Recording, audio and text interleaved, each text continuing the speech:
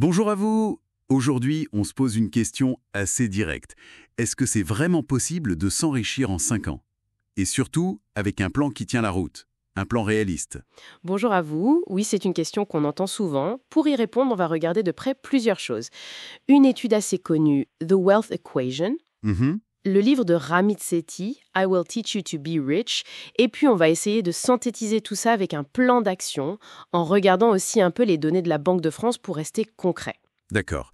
L'idée, c'est de voir si c'est du mythe ou si il y a une part de vérité atteignable. Exactement. Et l'étude The Wealth Equation, elle met le doigt sur quelque chose de crucial, l'importance de ce qu'on appelle la littératie financière. C'est-à-dire, En gros, comprendre un minimum comment fonctionne l'argent pour pouvoir prendre des décisions éclairées. Ça, plus la planification et l'épargne régulière. C'est le trio gagnant. et ça a un impact chiffré. Ah oui, et pas qu'un peu. L'étude montre que les ménages qui planifient, qui ont une stratégie, ils augmentent leur patrimoine de 30% en 5 ans par rapport aux autres. 30%, c'est énorme comme différence. Ah oui, quand même. Et ce qui est intéressant, c'est que l'étude dit aussi que ce n'est pas forcément le gros salaire qui fait tout. Non, c'est ça qui est contre-intuitif. Un plan bien structuré et surtout suivi avec discipline, ça peut être plus déterminant qu'un très haut revenu sans stratégie. Il y a cet exemple du ménage américain qui part de zéro et arrive à 100 000 dollars en 5 ans, juste avec un système automatisé. Impressionnant. Mais alors, comment on fait, nous, concrètement? C'est là que les idées de Ramit Sethi sont, je trouve, très pratiques. Son grand truc, c'est l'automatisation. C'est-à-dire mettre en place des virements automatiques. Voilà, des virements programmés chaque mois pour l'épargne, pour l'investissement. Comme ça, on n'a pas à y penser, ça se fait tout seul. Et il propose cette règle simple, le 50-30-20. Ah oui, le 50% en besoin, 30% en vie, 20% épargne-investissement. Exactement, 50% pour les dépenses essentielles, loyer, nourriture, transport, 30% pour se faire plaisir, les loisirs, les sorties, et les 20% restants, c'est pour construire l'avenir, épargne et investissement. C'est simple, mais ça donne un cadre clair. Et pour investir ces 20%, il complique les choses ou pas? Non, au contraire, il prend la simplicité. Il dit privilégier les ETF. Les fonds indiciels cotés? Filiation, louer un objet qu'on utilise peu, même si c'est modeste au début, l'idée c'est d'avoir d'autres rentrées d'argent que le salaire. D'accord.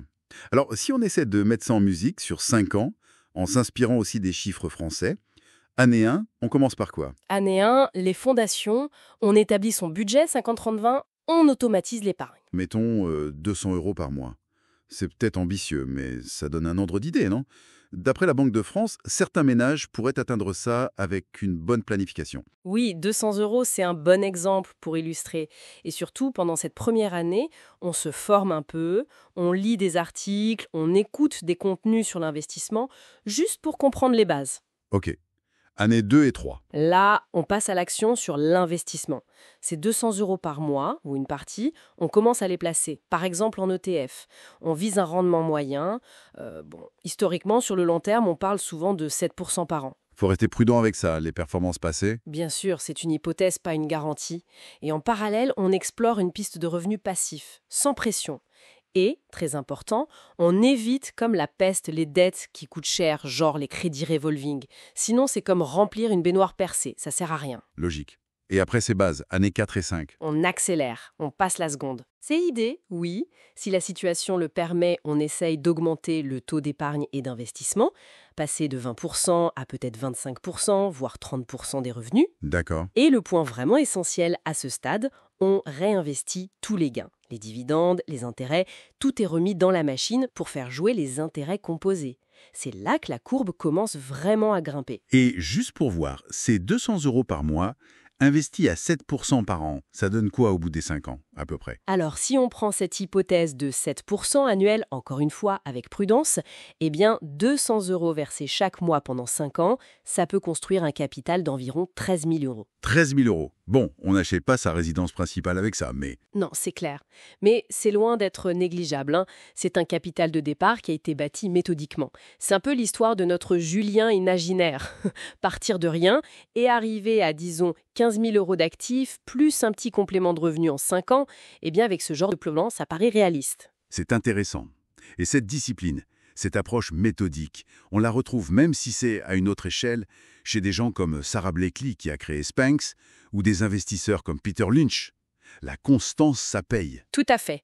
Si on essaye de résumer ce qu'on a vu à travers les sources, le message principal, c'est que la combinaison de la planification, de l'automatisation, de l'investissement régulier, même si c'est modeste au début, et surtout de la discipline sur la durée, eh bien, ça rend l'accumulation de richesses vraiment plus accessible qu'on ne le pense. C'est le système qu'on met en place qui est plus important que le montant de départ, en fait. C'est exactement ça. Le système prime. Donc la clé, ce serait vraiment la méthode, la persévérance. Plus que le salaire du premier job ou le premier chèque qu'on arrive à mettre de côté. C'est un travail de longue haleine, finalement. Absolument. Et peut-être une petite question pour terminer, une piste de réflexion. Si on arrive à mettre en place cette rigueur financière, cette discipline dans la durée, est-ce que ça ne pourrait pas, par effet domino, avoir un impact positif sur d'autres aspects de notre vie? C'est une question intéressante, je trouve.